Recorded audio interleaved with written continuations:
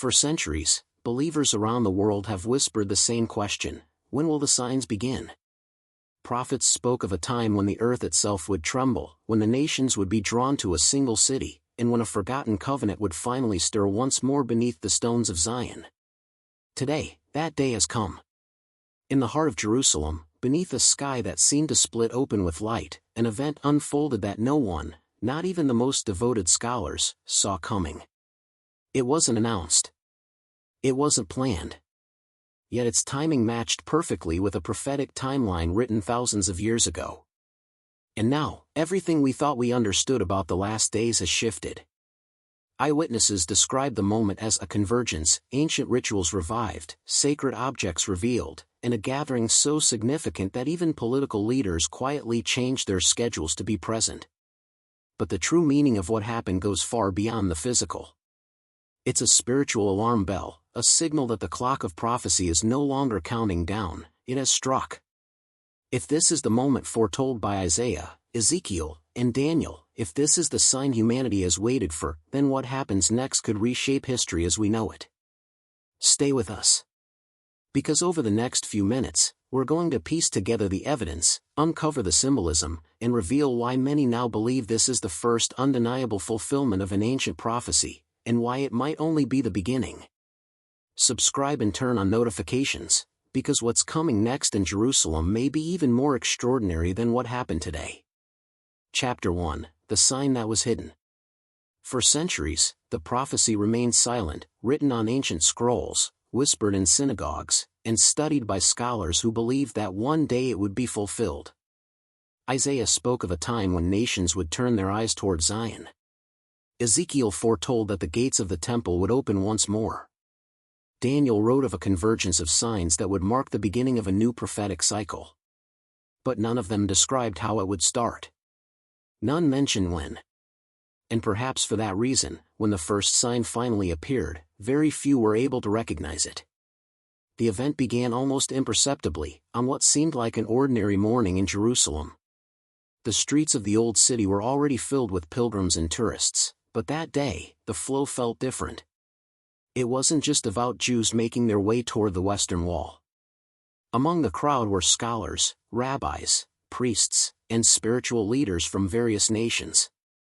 Something had been summoned, something that wasn't on any official calendar or government announcement. No authority had called for this gathering, and yet, they came.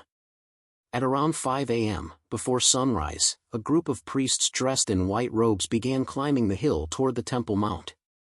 They carried objects wrapped in cloth and sealed boxes marked with ancient Hebrew inscriptions. Witnesses described the scene as a silent procession, broken only by the sound of wind moving through the centuries-old stone walls. It felt like time had stopped, one pilgrim recalled.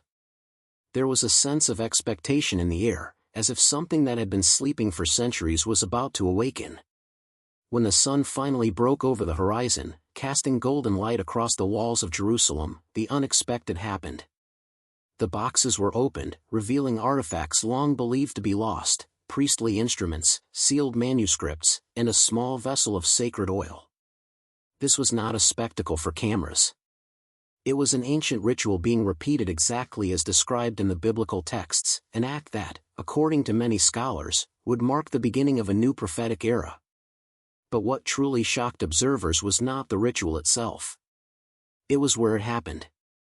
The ceremony took place at a section of the Temple Mount that, according to rabbinic tradition, was not to be used again until the appointed time had come. For nearly 2,000 years, that ground had remained untouched. No priest had dared step there since the destruction of the Second Temple. Until today. This is more than a religious event, said Dr. Eli Ben-Ari, a historian specializing in prophetic texts. This is the beginning of something far greater. It's the activation of a spiritual clock that many believed had stopped. And indeed, for those who understood the deeper layers of the ancient texts, the symbolism was unmistakable. The sacred oil represented the restoration of spiritual authority. The chosen location hinted at the preparation of a new era. And the silence of the priests, no speeches, no explanations, spoke louder than any political declaration. What began as a small, obscure ritual witnessed by a handful of people quickly spread around the world. Images and amateur videos flooded social media. Biblical analysts went live to decode every detail. Eschatology experts drew parallels with John's visions and Revelation. And within hours, newspapers across the globe were calling the event the most significant prophetic moment in centuries. Yet amid all the global noise, one question remained unanswered: why now? Why, after millennia of silence, did this prophecy choose this moment to reveal itself? The answer, some rabbis say, may be hidden in a forgotten verse from the book of Haggai, one that speaks of a time of convergence, when seemingly unrelated events would align perfectly with the divine plan. The clock has started ticking again. And the world, whether it realizes it or not, has just crossed a threshold that cannot be undone. Chapter 2, Threads of Ancient Prophecy. To understand the magnitude of what unfolded on the Temple Mount, we must go back, far back, to the words spoken by prophets whose visions stretched beyond their lifetimes. These weren't vague predictions or poetic metaphors. They were precise blueprints, written centuries apart, that described a single moment in human history, a moment many now believe we are witnessing. The book of Isaiah, written nearly 2,700 years ago, contains one of the earliest references to a future gathering in Jerusalem. In the last days, Isaiah declares, "The mountain of the Lord's house shall be established, and all nations shall flow unto it." Isaiah 2 verse 2. For centuries, theologians interpreted this verse metaphorically, as a symbol of spiritual unity. But the scene that unfolded this week, religious leaders and scholars from across the world converging on one sacred hill, feels far more literal than anyone expected. Ezekiel's visions go deeper. In chapters 40 to 48, he describes a future restoration of the temple, including specific rituals that would mark the beginning of a renewed covenant. Among those rituals is the use of anointing oil, a detail many dismissed as symbolic. And yet, as the priests poured a carefully prepared oil onto the ancient stones, the connection was impossible to ignore. It was as though Ezekiel's words had leapt from the scroll and into the streets of modern Jerusalem.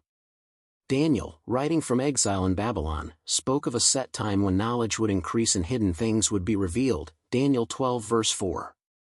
Scholars have long debated the meaning of that phrase, but recent archaeological discoveries, combined with advanced historical research, have brought forgotten texts and rituals to light, including some of the very practices performed in the ceremony this week.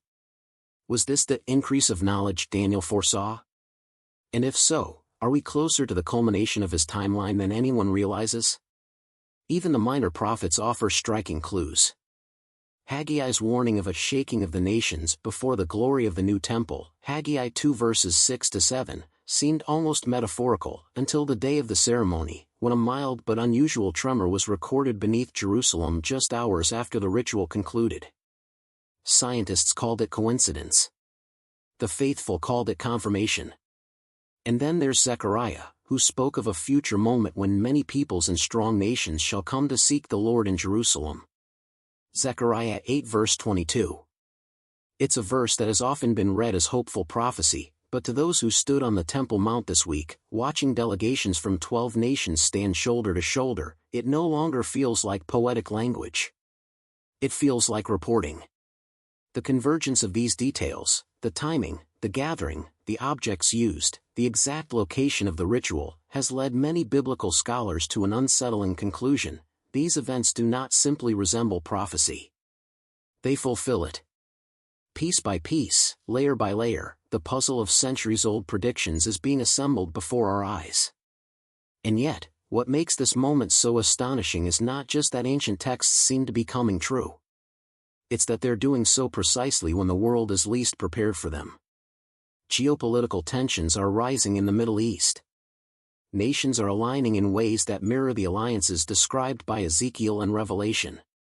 Moral and cultural upheavals are reshaping societies worldwide.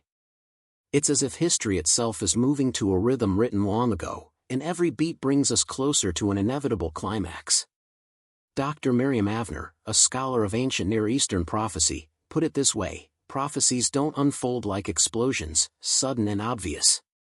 They unfold like dawn. At first, the world is dark, and only the watchful see the horizon change. But eventually, the light touches everything. The light, it seems, has begun to rise. What was once dismissed as myth is becoming memory. What once belonged to dusty scrolls and theological debates is now headline news. And if these prophecies are indeed converging as many believe, then this week's ceremony is not the conclusion, it's the opening chapter. The ancient words are alive again. And their fulfillment is no longer a distant hope. It's happening, step by step, sign by sign, in our lifetime. Chapter 3, Reverberations Around the World. The world did not remain silent. Within hours of the ceremony on the Temple Mount, the ripples of that morning's events began to spread across continents, newsrooms, and governments. What had started as a quiet, almost hidden ritual quickly grew into a geopolitical and spiritual earthquake, one that neither the secular nor the faithful could ignore. In Jerusalem itself, the reaction was immediate. Thousands of people, many of whom had no prior knowledge of the gathering, began flocking to the Old City as news of the unfolding prophecy broke across social media. Videos of the sacred oil being poured on the ancient stones went viral, amassing millions of views within a single day. Hashtags like #prophecyfulfilled, #temporizing, and #ZionAwakens dominated global trends. Pilgrims from as far as South America and East Asia booked last-minute flights to Israel, determined to witness what they believed was the beginning of a new chapter in biblical history. Religious leaders were among the first to respond. In the Vatican, a spokesperson for the Holy See described the event as a significant spiritual milestone and called for discernment and unity among believers. Evangelical leaders in the United States hailed the ceremony as a clear fulfillment of end-times prophecy, while Shiite clerics in Iran warned that the Zionist ritual was a harbinger of chaos and war. Across denominations and doctrines, one thing was certain: no one was indifferent. Political leaders, too, were forced to address the growing global conversation. The U.S. State Department issued a cautious statement urging restraint and dialogue amid what it described as heightened religious sensitivities. The European Union called for careful observation of developments in Jerusalem, while Turkey condemned the gathering as an unlawful provocation. Even nations with historically little involvement in Middle Eastern affairs, such as Brazil and South Korea, released diplomatic statements acknowledging the potential for significant geopolitical implications. Behind the polished language of official statements, however, there was a palpable sense of unease. Intelligence agencies across the West began drafting internal assessments on the possible outcomes of renewed religious tensions in the region. Several embassies in Israel quietly increased their security presence. And within Israel itself, debates erupted in the Knesset over whether the ceremony had been authorized, and whether it could trigger retaliation from hostile neighbors. But the most profound reactions were not political or institutional, they were personal. Around the world, ordinary people found themselves questioning the meaning of what they were seeing. Churches and synagogues reported a surge in attendance. Online prophecy forums exploded with speculation. Bookstores saw a sudden spike in sales of Ezekiel, Daniel, and Revelation commentaries. Even among the non-religious, there was a growing curiosity, a sense that something deeply significant, perhaps even cosmic, was unfolding before their eyes. Not all the reactions were hopeful. Extremist groups, both religious and secular, seized on the event to advance their own narratives.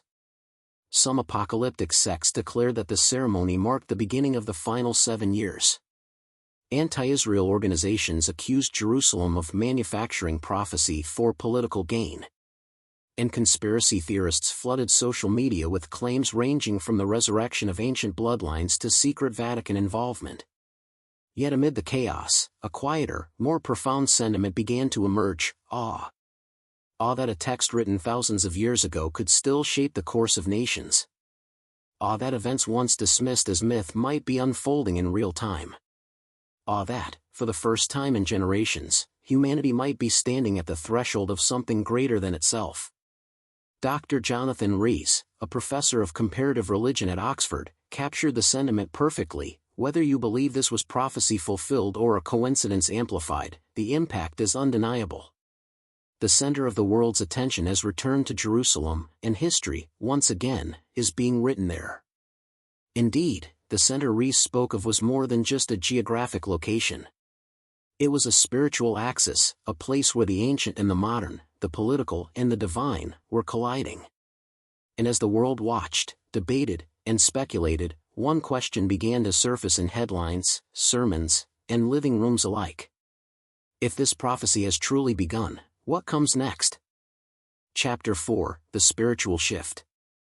While governments scrambled and media outlets speculated, a deeper and more subtle transformation was already taking place, one that couldn't be measured in diplomatic statements or policy papers. It was unfolding in the collective consciousness of millions, a stirring of the soul, a reawakening of questions humanity thought it had long since buried. At the heart of this shift was a single realization: that prophecy, once treated as distant myth or theological metaphor, was no longer confined to the pages of Scripture. It was happening now, in the physical world, in real time.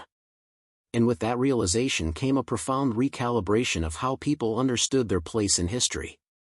Across continents, believers and skeptics alike were forced to confront a possibility many had dismissed: that the events of the ancient texts were not just allegories, they were blueprints.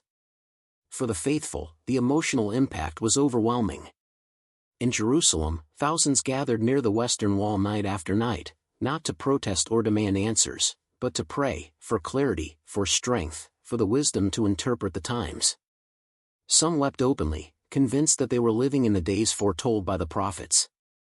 Others stood silently, gazing toward the Temple Mount, unable to put into words the weight of what they were witnessing. The sense of sacredness, that something cosmic was now intersecting with the ordinary, was almost tangible. But even among those who did not share this faith, the shift was undeniable. Secular observers, historians, and scientists, people who had spent their careers dismissing prophecy as myth, began to re-examine their assumptions. It wasn't that they suddenly believed in divine intervention. Rather, they were struck by how closely the unfolding events mirrored texts written millennia ago. Patterns that had seemed purely symbolic now appeared eerily literal. And that forced a question many had avoided asking: could it be that the ancients knew something we do not? The deeper the public dug, the more unsettling the parallels became. The sequence of events matched not just one prophecy, but several, each from a different era, each penned by a different prophet. It was as if threads woven across centuries were now converging into a single tapestry, one that pointed to a moment of transformation not just for Jerusalem, but for all humanity. Within religious communities, debates intensified. Some leaders urged caution, warning against sensationalism and false expectations. Others argued that to ignore the prophetic signs would be to reject a divine warning. Sermons, lectures, and live streams dissected every verse of Isaiah, Ezekiel, and Revelation, seeking meaning in every detail. Was this the beginning of sorrows Jesus spoke of? Was it the first stage of the Messianic age? Or was it something entirely different, a call for humanity to awaken before it was too late? Perhaps the most profound shift of all, however, was happening at an individual level. People who had never opened a Bible were now reading it for the first time. Those who had lost faith decades ago were finding themselves drawn back to prayer. Even the spiritually indifferent reported a growing sense that history was accelerating, that time itself was moving toward a destination larger than any political agenda or human plan. Dr. Leah Sandstrom, a psychologist who studies the intersection of faith and culture, described it as a collective spiritual dissonance. When people sense that history is aligning with prophecy, she explained, it destabilizes their worldview. Suddenly, their lives aren't just random events in a chaotic universe, they're part of a story. And that changes how they think, feel, and act. And indeed, signs of that transformation were everywhere. Charitable organizations reported surges in donations. Strangers were seen praying together in public squares. People spoke more often about destiny, purpose, and eternity. In a world increasingly defined by division and despair, a shared awareness, even among those who disagreed on its meaning, began to take root. Something bigger was happening. But if this was the beginning of a spiritual awakening, it was also the beginning of something else, a reckoning. For prophecy, by its nature, is not just a promise. It's a warning. And those who understood the deeper layers of the texts knew that fulfillment was rarely the end of the story. More often, it was the turning point, the moment before a new and more difficult chapter begins. The world, in short, was not merely witnessing prophecy. It was entering it. And as the weight of that truth settled in, one chilling question began to echo across pulpits, parliaments, and living rooms alike. If the prophecies are real, and if they are unfolding before our eyes, are we ready for what comes next? Epilogue: the clock will not stop. The streets of Jerusalem are quiet again now. The crowds have thinned, the cameras have gone, and the ancient stones, witnesses to countless empires, wars, and prayers, stand silent under the night sky. But something fundamental has changed. The world that wakes up tomorrow will not be the same as the one that existed before that morning on the Temple Mount. For those who believe, the ceremony was more than a ritual, it was a marker in time, the moment when prophecy stepped out of Scripture and into reality. For skeptics, it was a reminder that even the most secular of societies cannot entirely escape the weight of ancient promises. And for everyone in between, it was a question without an easy answer: what if the prophets were right all along? What is certain is that the clock has begun to move again. History, once thought to be random and cyclical, now feels like it is rushing toward a destination foretold thousands of years ago. The events of that single morning have become a reference point, a before and after in the story of our time. And if the patterns of prophecy hold true, this is not the conclusion. It is only the threshold, the opening of a door that cannot be closed. The signs will not stop. The nations will not stay silent. And the story that began with a handful of priests and a vial of oil will continue to unfold until its final chapter is written. Whether you see it as divine design or mere coincidence, one truth remains: history has shifted. And somewhere, beyond the noise of politics and the chaos of headlines, the ancient words continue to whisper across the centuries. The time has come.